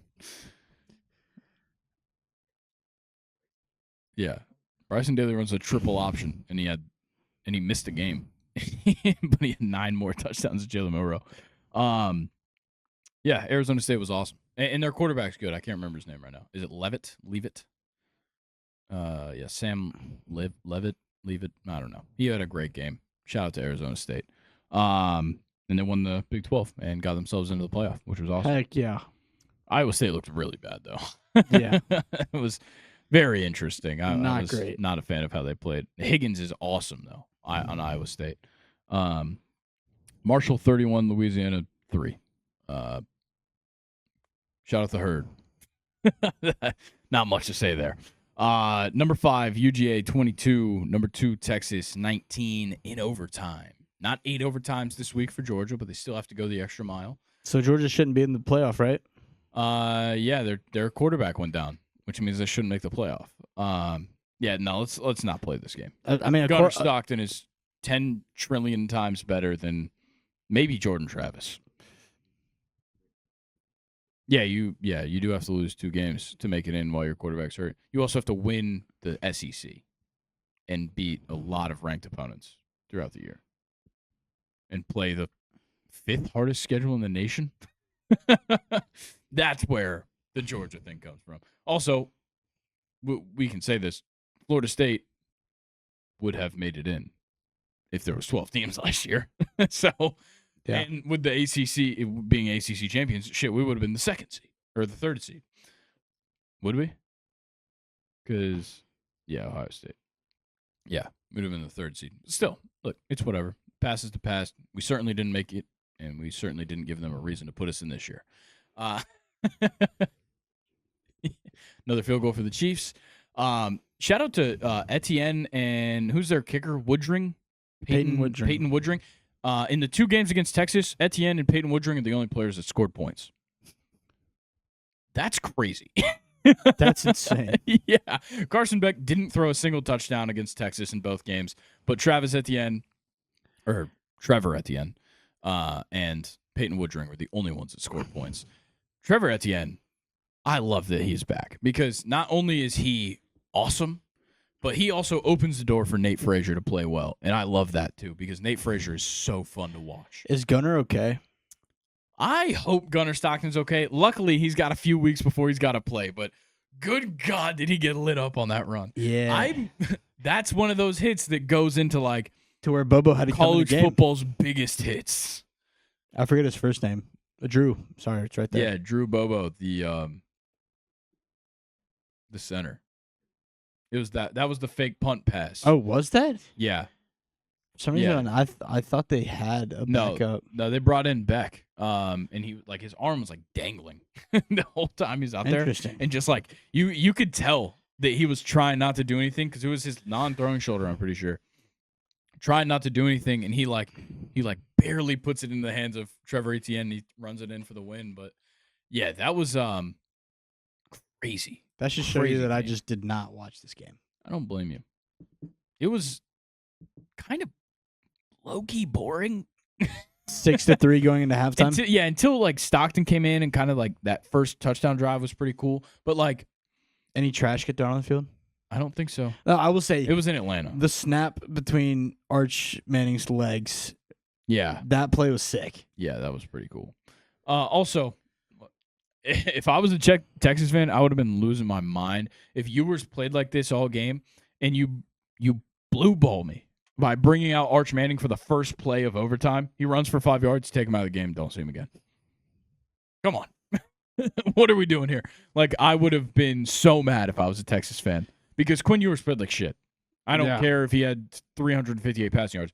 When you have more 2 bad picks. When you have more turnovers than you do touchdowns. Yeah, that's it. That's an issue. I don't think Kirk Cousins hasn't thrown a touchdown pass in like 4 games. Yeah, well, he also leads the league in fumbles and interceptions.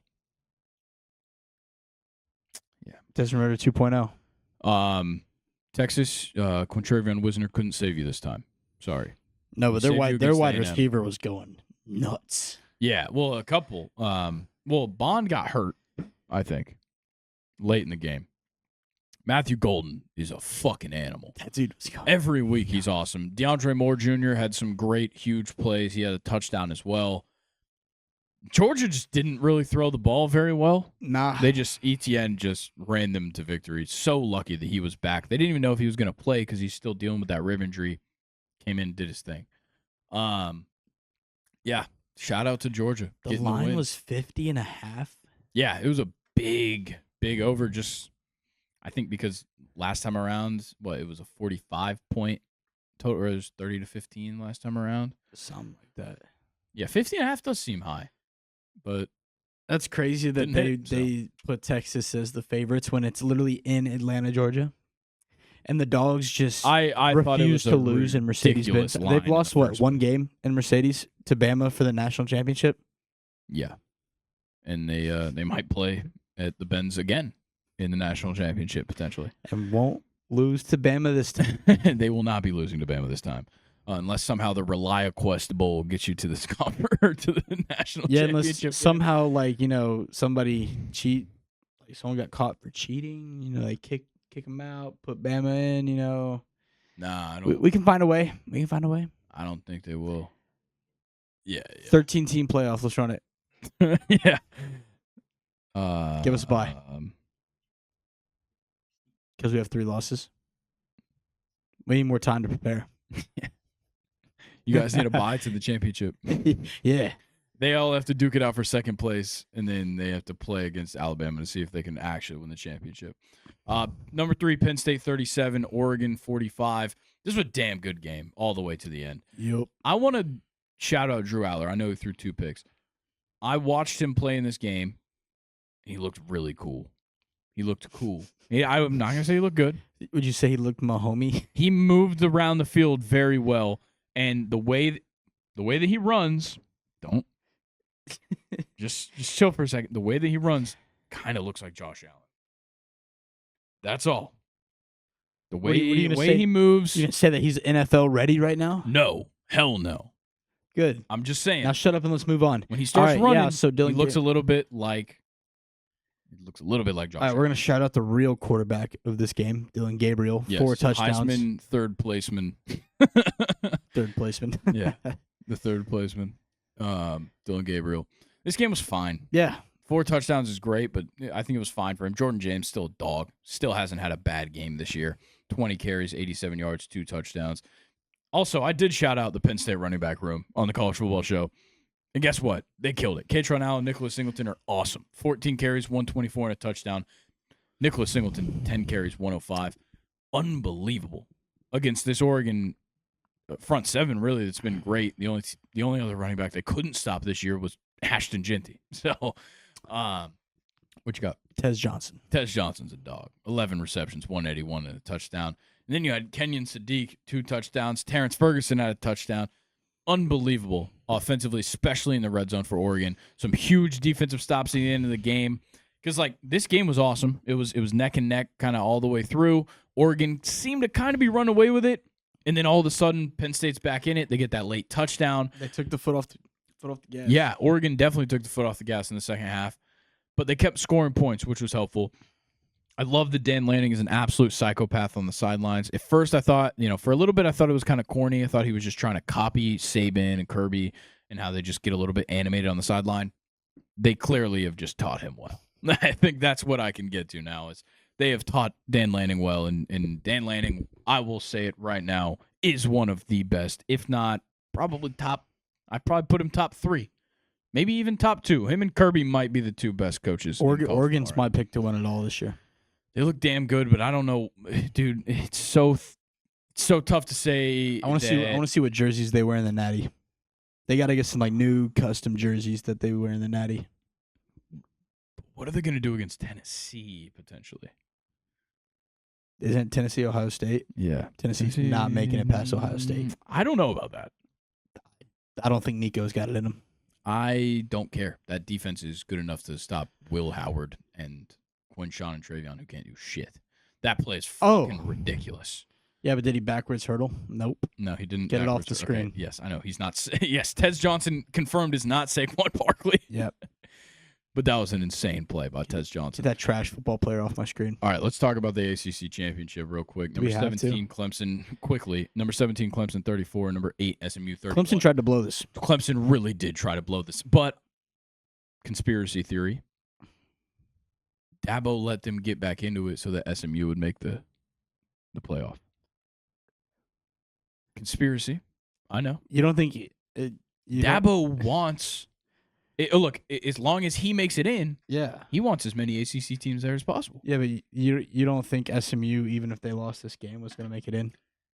If they lost by 17 points that they didn't score in the that they scored in the fourth quarter, they're not making it in.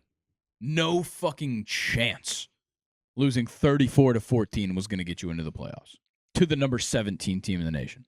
Not going to happen. Yeah, but I would rather take that than losing to unranked 28-3. Sure. No, I get it. But I think the points that SMU scored in the fourth quarter is the reason they made the playoff. Yeah. 100%. And the 11-win season they had. Yeah, of course. But still. What are you about to say, Nathan?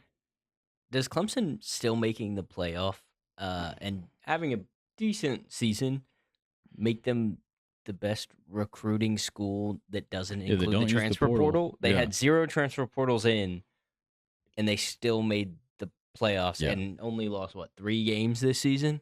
And the 3 games were not good ones to lose. I mean, you one got was destroyed by Georgia. Fine. One was Georgia. First game but of they the got season. stomped. Yeah, but it was The Louisville game got totally forgotten. That game got totally forgotten. They lucked out. Everybody forgot about the Louisville game because Miami lost the next just week. like we forgot about Northern Illinois beating Notre Dame. Exactly. Everybody forgot about the Louisville game because Miami also lost. And then everybody forgot about the South Carolina game because Miami lost and it put Clemson in the championship.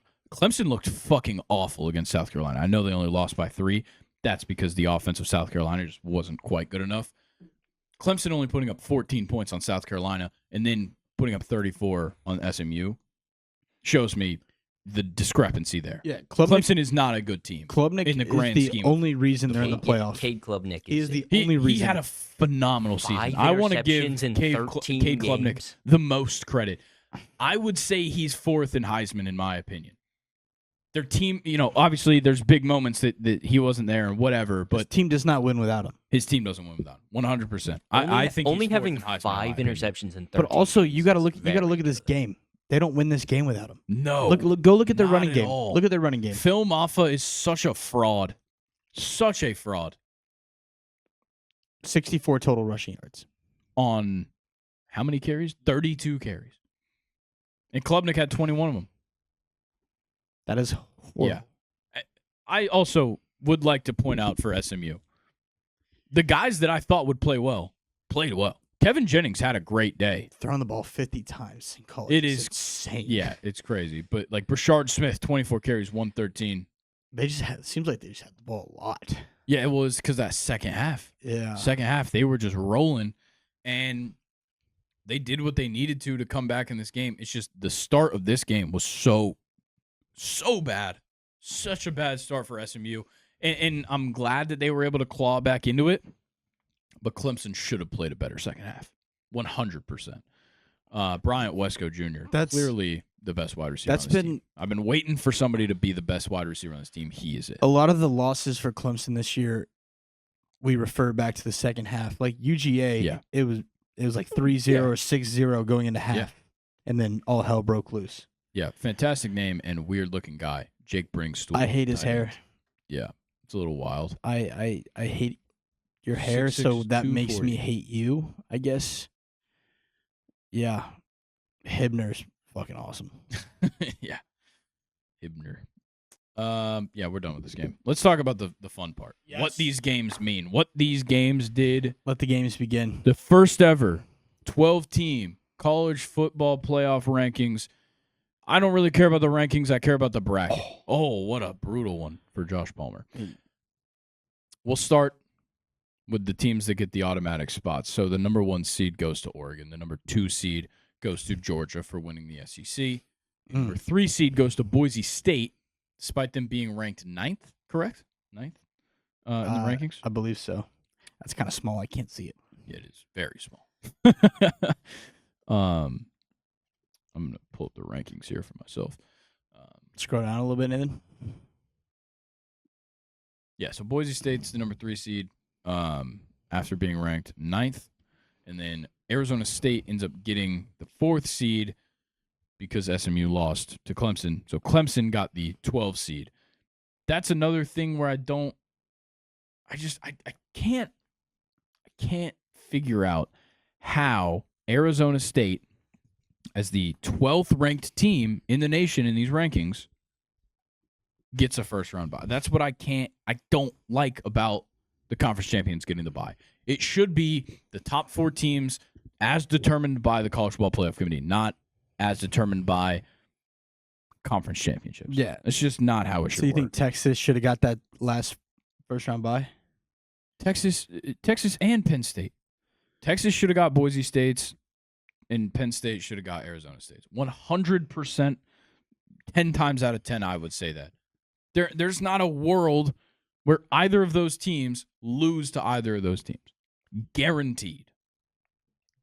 Yeah, we might find out, but I guarantee neither of those teams will lose. And it doesn't make sense. You're not only devaluing conference championships with the decisions that you made in this ranking across the board. You devalue conference championship appearances for top-ranked teams. The fact that Penn State had to play in their conference championship game, and they lost, and it was a close one. But they moved down to 4, changes up their seating a lot. But all year they were at the top. And then finally they get a chance to prove themselves. And I guess Texas and Penn State are kind of bad examples because they didn't play the hardest schedules in their conferences, but they stayed up near the top. They played in the conference championship game, and both of them gave it a run for the money. Both of them got penalized for losing that game. Whereas Ohio State, Tennessee, both didn't play in their conference championship game. Don't move at all. Stay at 6 and 7. And now, yes, they do have to play each other now as the 8 and 9 seeds, but still, those two teams benefit from it. Indiana benefits from it being at number 8 because SMU lost. Indiana moves up a spot, not playing in a conference championship. And Notre Dame, obviously, the biggest of them all, benefits from this. The 5 seed was designed for Notre Dame. Join a conference. They should have to join a conference to play in the playoff. I'm getting to that Go point. ahead, Nathan. Taylor Heineke's in the game. Justin Herbert is hurt. Holy shit. Well, this game's over. Oh, poor Luke. 6-0. God. Okay, so first round matchups. You got number 12 seed Clemson taking on number 5 Texas. Clemson ended up in these rankings only moving up 1 spot after beating SMU. They only move up to number 16. I think that's kind of crazy as well. They're a conference champion. Yes, they have 3 losses. A conference champion should be ahead of Ole Miss and South Carolina, in my opinion. The GOAT. J.K. Scott with 11.26 points in fantasy. 5 punts and it's the second quarter. Yeah, I hate the Clemsons here in general. I know they won the conference championship. I think they're going to make a run where they're at right now. No, Texas should beat the shit out of them. Should. They should. I know. I'm not going to say they will, but they should. I think whoever wins that game is going to beat Arizona State, though. Oh, 100%. 100%. Peach Bowl, we can go to that. If you wanted to, you could. I'm not. You don't want to go see Cam Scattaboo? I would love to, but I'm not going to spend that kind of money to go see him. The 9 and 8 seed is going to be the worst place to be ever in a 12-team playoff. That might be the best first round. It's the best first round game. It might end up being the best game in the entire thing. Tennessee, Ohio State in Columbus, and Kirk Herbstreit made a fantastic point on the selection show. Ohio State might have preferred to be in Tennessee because when Ohio State comes out on the field and they go 3 and out on their first drive, they're going to get booed for 4 quarters. 100%. Ryan Day is going to go out there. He's going to send his team out there, and James Pierce is going to sack Will Howard for 30 yards. And Ryan Day and all of Ohio State will be showered in booze for the rest of the game, and Tennessee will beat the living shit out of them if that happens. You know what's actually going to happen? What? First play, 30-yard pass, Jeremiah Smith. No. Yeah. Tennessee has too good of a defense. Ohio State hasn't seen shit like this. That's what I'm going to go with. Haven't seen an SEC defense in a while. That's what I'm saying. Haven't seen them beat a lot of SEC teams. 2014. That was a while ago, wasn't it? That still has this place of hatred in my heart. Yeah. Fucking Cardell Jones. that whole fucking playoff was bullshit. Don't get me started. Ezekiel Elliott and Cardell Jones is Yeah. fucking insane. The winner of that would take on Oregon, which will potentially That is just also horrible. be- I feel like, No, Oregon got fucked by being the first I seed, feel but also like- the 8 and 9 is the worst spot you could possibly. but also I feel like the last seed and whoever they play, the winner of that should play number 1. It should be reseeded Yeah. after the first round. I think, and look, technically this model isn't permanent. It can change just about every year. It just has to be approved, obviously. This can change literally as soon as the championship game is over. I believe it can change. Also, you're gonna make Arizona State go all the way to Georgia. It's just how it goes. Like Oregon's going to the Rose Bowl, which obviously is not far for them. Yeah, but if Texas wins, they're right back in Mercedes. Yeah, that is true, which is funny. And then potentially they could play 2 more games at Mercedes-Benz Stadium, the national championship as well. Yeah, they're not making the national No, they're- championship. Yeah, I think Tennessee Ohio State's an interesting one. Obviously, we're gonna preview these games when we get closer. Like these first round games don't have until the 21st. The next one's SMU Penn State. Penn State by 100. I agree, but God, that's gonna suck. Yeah, thankful it's a noon game. Yeah, I think the Penn State defense is gonna thrash SMU. So it's the SMU game, then Texas, and then we have 2 8 p.m. games. No, Oh, the 2 different 20th, days. So yeah, and 2 on one Notre day, Dame 2 on the other day, right? Yes. The winner of SMU Penn State will play Boise State. I can only safely assume that Boise State is going to suck because if specifically against Penn State, if Penn State, with the defense that they have, stacks the box, even if Ginty rushes for 150 and 2 touchdowns. You trust Madsen on Penn State corners? No, not one fucking bit. That little man back there is not doing shit against Penn State. No chance in hell. If I had to guess, let's say Ginty gets 2 touchdowns. It's going to be 42-14. If I had to guess. SMU might be a different story because they can get weird. I still trust that Kevin Jennings is a way better quarterback and could win that game himself, but we'll see. The next one, Indiana versus Notre Dame. Oh, The 10 seed man. versus 7 seed. In-state matchup in South Bend. It'll probably be snowing, knowing Indiana. And So December. Georgia Notre Dame.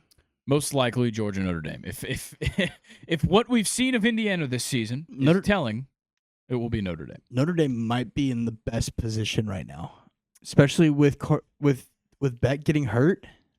I guess, yeah. I guess. Because I would say Penn State's easily yeah, in the best position.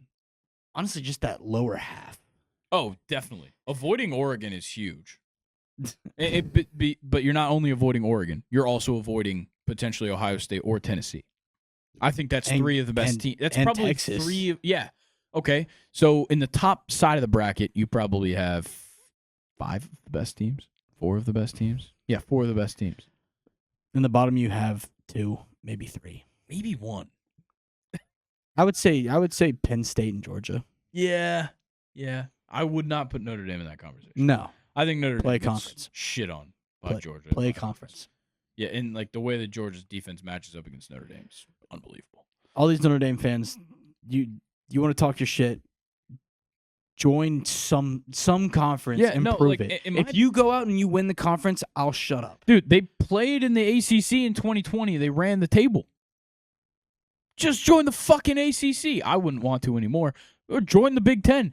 People literally talked about all throughout realignment. Notre Dame and Florida State joining the Big Ten. Florida State. Fuck it. 20 teams? Who cares? Yeah, Indiana will probably get fucking Purdue as their hardest game on the schedule. Did you think about the travel for Florida State? As a Florida State fan, I'm not worried about the travel for the Big Ten. If I was a UCLA fan or USC fan or Oregon, Washington, I would be worried about it. They're already getting over it. Oregon doesn't give a fuck. They're 1 for 1. Yeah.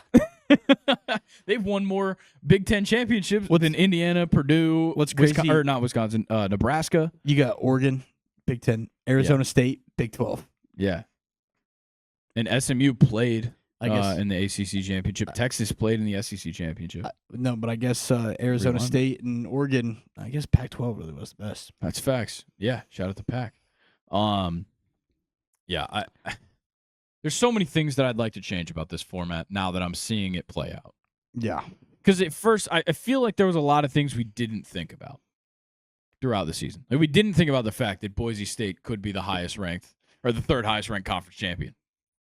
We all kind of were just like the group of 5 bid is the 12th team. That's what's going to happen. It's not a group of 5 bid. It's the 5 best or the 4 best get a bye. The 5th best gets whatever spot they're at or the 12th. And nobody really thought that a group of 5 team would be up here, and instead, because of what happened on conference championship weekend, they ended up getting the 3 seed. But then also this 12-team playoff, the bowl games are useless. Oh, the bowl games blow. They're so bad. So bad. I like Nathan's idea. Let's just run a 24 or 25. No, we're not doing that dumb shit. We're not bro. doing 1,024. Look, I think there's a world where 24 makes sense, except for the part where you can't make college teams play 18 games. Yeah. Also, let's just AI generate what Nathan how many teams? Yeah, do that, and then whoever AI picks, that's your national champion. I think that we should go back to BCS. I Bowling think a computer Green should be ranking these teams. Bowling Green are your 2025 national champions. Yeah. Okay, if a computer were ranking these teams, Indiana's not making the playoff. Not with that strength of schedule and quality of wins. They're not making the playoff. SMU might not even make the playoff. No, I don't know. I think people did like the BCS thing. You got to set your filters. What do you prioritize? I think we all know what. Okay, let's be honest. Wins and losses. First and foremost, yes, wins and losses. Then we're talking strength of record. But actually, before that, so wins and losses is obviously the first thing. Then strength of record. No. Then quality of quality of wins. And then quality of and losses. Then quality of losses. Yeah. And then it comes down to strength of schedule. Yeah, because if you look at it, there's only one 3-loss team in here, and it's just because they won the ACC. Yeah. That is it. Clemson only made it because they won the ACC. Now, the problem is that if SMU sucks, you've just ruined the chance for non-SEC, non-Big Ten championship losers. Because if SMU gets fucked, next year a 9-3 Alabama team makes it. Yeah, 100%. The committee will not make that. They will not make that mistake twice. SMU is either going to uphold the integrity of the College Football Playoff Committee, which I don't think there's much to uphold, or they're going to ruin it for everybody else. You want to hear some crazy shit? Please. Bama's going undefeated next year. All right, let's talk about beer bets from last week. How'd that go for you? Yeah, we won. I won. We won. Yeah, I won. We won. So it was a best of 9, which means it was first to 5. I got to 5 through 5 games. Colin ended up getting 2 of them right. Yeah. UGA and Oregon. To be fair, I was cheering for a lot of the teams that Grayson had, so honestly didn't care. Yeah, so it was a moral victory. Yeah. So I will head into our Bowl Game Mania +4 or up 4, but I decided I'm going to throw in a wrinkle. Because I hate that we would go one weekend without anything. Did you start D-Hop? No. Score a touchdown? Mm-hmm. Nice. It doesn't matter. I was going to lose anyways. We're adding a wrinkle. I'm giving Colin the chance to make things even before the Bulls. Thanks, man. You're so kind. So, Army-Navy game next weekend. If Navy pulls off the upset, we will be even. No, if not, I thought I was taking moves. Army. No. Hell no. I'm not giving you Army. You get Navy. I'm up 4. I'm trying to give you a lifeline here. If Navy pulls off the upset of Army, we will be even heading into the bowls. If not, I will have the 4-point handicap that I currently have right now. Aren't we doing like all the bowl games? Yes, me and Colin will be filling out a sheet that Nathan's going to make with every single bowl game on it. And he's gonna make it tomorrow on his off day. Yes, and Because what else would he? we'll be filling it out. Me and Colin won't know each other's choices at all. What if we just make the same exact bracket? That would be insane. Or like we picked all the same winners. That would be absolutely. Should we have like insane. a tiebreaker score? Yeah, we should for have something? a tiebreakers. Oh yeah, I'm up 4. So That would be such yeah, a if we bad filled way in to all the lose. same things, then yeah, I That'd would be just such a win by the bad way to handicap. lose. Yeah, if it's close, dude, imagine you get 3 more than me. I still win. If one of us gets like every game right, that's pretty damn impressive. That would be extremely impressive. Yeah, Who- that would be crazy. Yo, I just need a little hint. Who you taking for Georgia Tech, Vandy? I don't know. We're not allowed to talk. All right, I'm taking the Commodores. What? Haynes King. I'm just kidding. I don't know. Buzz, I haven't bitch. thought about it yet, and I'm not going to think about it. I'm just going to click. I'm just going to 36 for click 36. Better not go 32 for 36. 'Cause if I go 32 for 36, You think you're getting more I'll than get 30 right? 36 points. Fuck no, dude. I might get 5.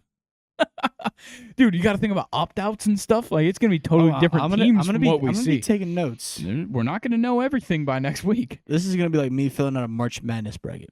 Yeah? Yeah, just Alright. fucking studying. Okay. Well, I think this is about where we should sign off here. I think we'll call it an episode here. We got a lot of bowl game stuff to talk about over the next couple weeks. The NFL season's winding down. Next week's week 15. Soon enough, we're going to be talking playoffs. We're going to start talking about the playoff picture over the next couple of weeks. Nathan, what do you got? I just did some calculations to get the probability of you getting every game right. Okay. Because technically it's a 50-50 chance. Yep. So it's, 1/2 times to the power of 36, Mhm. which would be you have a 1 in 68,719,476,736 chance to get every game right. Okay. I like those odds. I'm Yeah. sure you What's the do. payout on that? Yeah. Exclamation point problem is the payout. Gotcha. Okay. Call 1-800. So I give you 5, and then you return to me a couple $1 million. a couple billion. Yeah, Billion dollars, sorry. Maybe trillions if it's $5. It'd be about 400. Yeah, that's enough. I'd That's say. plenty. I'd say it's enough. Yeah, that's where we'll sign off, though. We got a lot of things to cover. We got, obviously, winter meetings, so a lot of things will be happening. Obviously, on Wednesday, make sure you check out Premier League Team of the Month from Luke. It's going to be on the Second and Short YouTube, so make sure you're subscribed here. You turn on those post notifications. Give us a like. Leave a comment on what the College Football Playoff Committee got wrong in the top 12 and what needs to change in the College Football Playoff format after this season. Before we sign off, Kansas City up 13-0. We already talked about Justin Herbert is out at the moment. They're about to head into the half. And make sure you're following us on Instagram. Stay up to date with everything we've got going on here at Second and Short. Join the Second and Short subreddit, r/2ND8ND short. And Colin, no more 4 words. We're switching it up. Colin, you got a fun fact for the people? A little mix up. I do. Okay. So I just found this out. Not today, a couple days ago. He's been holding it. A cat has 32 muscles in each ear. I don't know what you guys are going to do with that information. Very interesting. It is That's- very interesting. that's That's a kinda- fun ass that's- fact. That's kind of trivia. insane. That's a fun you ass never know fact. when you're at a trivia night and they're like, how many How many muscles does a cat have in each ear? 32. They're going to be like, what the fuck? Yeah. They're gonna gonna think think you're you are weird. They're going to ask, Insane person. how'd you find that out? What are you going to tell them? Second and Short, Colin. Yeah. It's because you listened to the end of the episode of Second and Short. Even though I'm the December only 9th. person who probably did Just that. Probably. And Colin sometimes. And Colin. All right. Well, that's where we're gonna leave off. We will be doing fun facts every week, so make sure you stay tuned to the end every week so Colin can do fun facts. Oh, Herbert is back in the game. You sure this isn't just replays? It's not. I just watched it happen in real time. All right. Thank you guys for watching. Check out Premier League Team of the Month on Wednesday. I'll see you guys on Friday, and then me and Colin will be right back here next week to recap Week 15. Will Disley. Shout out Will Disley. I benched him this week. All right. Catch you guys later. Peace. Peace.